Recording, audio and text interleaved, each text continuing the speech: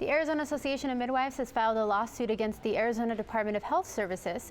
Cronkite News reporter Angie Schuster was at the rally outside of the DHS building where the announcement was made.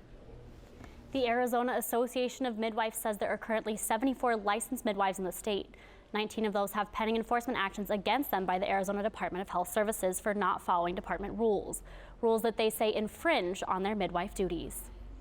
The announcement about the lawsuit came at around 12:30 today. Wendy Kleckner, president of the Arizona Association of Midwives, told the group they had filed a lawsuit against the state. About 3 years ago, there was a bill that was passed to increase our scope of practice and decrease our burden, both of which have not been done. There are many things that actually decreased our scope that made it more restrictive for us to practice, and a lot more regulation.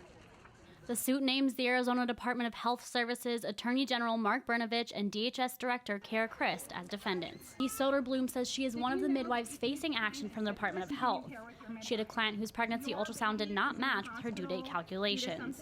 They said that we must use, by definition, the gestation is by last normal menstrual period, which meant that I was non-compliant with my rules, even though it was compliant with every other known policy and what basically an OB would provide. Mandated vaginal exams and denial of care by their midwife after 6 weeks postpartum are just a few of the reasons that midwives and their consumers are angry at the Department of Health Services. Adriana Benitez is one of Soderblom's clients and had preterm bleeding in labor. She delivered in a hospital. The association says if there is a transfer of medical care, midwives are no longer allowed to treat their clients.